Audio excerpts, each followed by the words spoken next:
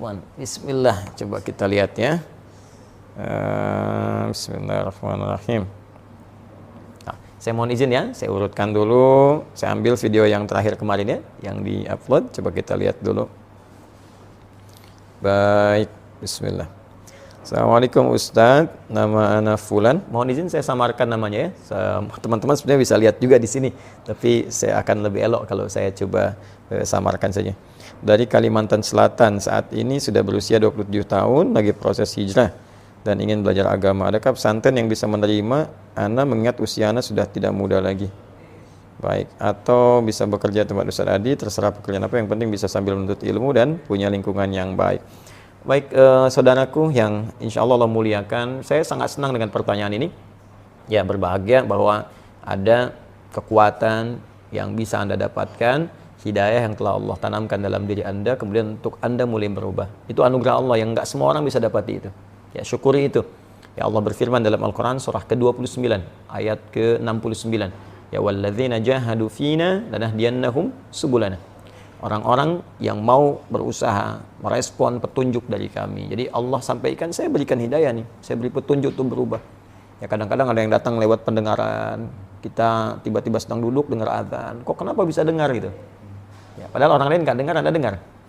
Ya, tiba-tiba Anda lewat dari pekerjaan, datang hidayah lewat mata, terus lihat masjid, lihat orang sudah berangkat ke masjid. Padahal Anda biasa nggak lewat situ, tapi tiba-tiba lihat orang sholat. Nah, selama ini mungkin pernah terlambat. Itu hidayah. Kalau Anda mau respon itu, Anda mampir ke masjid, atau Anda siap-siap untuk sholat, kata Allah, lanahdiyannahum subulana, kami akan tunjukkan jalan-jalan kebaikan yang lain. Ya, jalan untuk mendekat kepada Allah, jalan untuk rajin puasa, jalan untuk senang dengan Al-Quran, jalan mendapatkan rezeki yang halal, jalan mendapatkan rezeki yang cepat. Kalimatnya subul, jama' dari kata sabil. Jadi kalau satu Anda respon, maka yang lain kemudian Allah akan tunjukkan dengan cepat. Nah, ini saya lihat ini ada langkah awal yang Allah kemudian berikan di hati Anda. Anda tinggal meresponnya dengan maksimal dan bermohon kekuatan kepada Allah Subhanahu wa taala. Maka yang pertama mesti dilakukan adalah, yang pertama, syukuri apa yang telah Allah anugerahkan itu. Yang kedua, semangat dan jadikan ini sebagai prioritas untuk mengisi sisa kehidupan kita. Ya, harus lebih baik dari sebelumnya. Allah janjikan di Quran surah ke-4 An-Nisa ayat yang ke-100. Ya, wa may yuhajir fi sabilillah yajid fil ardi muragaman katsira wa sa'ah. Siapa yang mau berhijrah, ya, mau lebih baik lagi dari sebelum-sebelumnya, ingin dekat dengan Allah, maka Allah janjikan minimal 2 hal kalau masih hidup di dunia. Ya, yang pertama muragaman katsira wa sa'ah. Muragaman katsira, kemudian 2 sa'ah. Ya, saya mulai dari yang kedua dulu, sa'ah, kelapangan, ketenangan. Dia orang hijrah itu pertama dapat ketenangan dulu. Biasa nggak pernah ke majelis ta'lim, tiba-tiba datang, ya. Awalnya mungkin pembiasaan, adaptasi, itu biasa. Dari yang dengar dari luar, terus duduk paling belakang, ya, tiba-tiba tertarik pengen ke depan, lama-lama ketinggalan sekali, penasaran gitu. Ya, ada rasa gelisah di situ. Nah, terus setelah itu datanglah ketenangan dalam jiwa. Enak, ada perasaan yang nggak pernah didapatkan sebelumnya. Pengen bangun tahajud, pengen puasa sunnah, itu sah namanya. Ya, kelapangan, keluasan. Ya, muragaman katsira, itu kelebihan-kelebihan yang banyak sekali. Ya, banyak sekali. Nanti ada, selain ketentraman tadi, mungkin tak terasa nanti ada rezeki yang dinikmati. Dulu kelihatannya banyak, tapi nggak ada yang manfaat tuh. Ya, atau sedikit manfaat lah ya, sedikit berkahnya. Nah, sekarang kelihatan sedikit, tapi manfaatnya kayak banyak gitu. Tenang dapatnya, enak, bisa menikmati, hidupnya nyaman, bisa istirahat, bisa macam-macam, itu muragaman. Bisa juga bentuknya rezeki yang didapatkan, nambah, sesuai dengan keperluan untuk ibadah. Nah, kemudian apa yang harus dilakukan oleh teman-teman, terutama yang bertanya seperti ini? Baik, pertama datangi majelis ilmu. Tidak harus juga datang misalnya langsung ke kami, ke Bekasi di sini. Tidak, teman-teman cari yang terdekat dulu. Ya, mungkin bisa memberikan bimbingan lebih baik. Tadi saya lihat di Kalimantan. Ya, di Kalimantan ini Masya Allah, saya kira banyak guru-guru baik. Ada Kiai Haji Muhammad Bakhit, ya saya lihat baik, beliau Masya Allah. Ya, putranya Kiai Haji Ahmad Mughni, ya, dengan Sayyidah Zainab itu Masya Allah, orang baik, orang tawadhu, ya, belajar dengan beliau. Ada juga mungkin guru-guru yang lainnya yang kira-kira bisa memberikan bimbingan langkah-langkah awal. Setelah itu, ya, coba kunjungi lagi majelis yang lain. Atau kalau punya perangkat seperti YouTube, bisa dibaca, dilihat, dipelajari. Ada rezeki datang kemari, boleh, silakan, ya, hadir majelis. Yang penting bagaimana caranya kita mengumpulkan perangkat-perangkat untuk berhijrah dengan baik, untuk mendekat kepada Allah Subhanahu wa taala. Ada berita gembira kata Allah, Teruskan ayat yang tadi, Quran surah 4 ayat ke-100.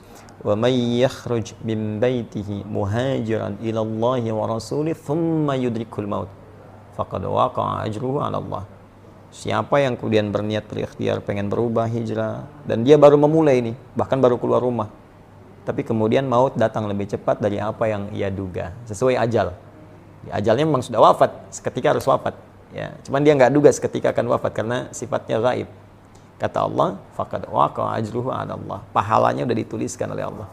Kalau tobat dia diampuni, dan langkah pertamanya melahirkan amalan untuk dia. Dia berpeluang mendapatkan kebaikan terbesar dari Allah Subhanahu wa taala, bahkan mungkin surga dengan izin Allah Subhanahu wa taala. Bukankah Anda pernah dengar ada seseorang yang pernah membunuh 100 orang?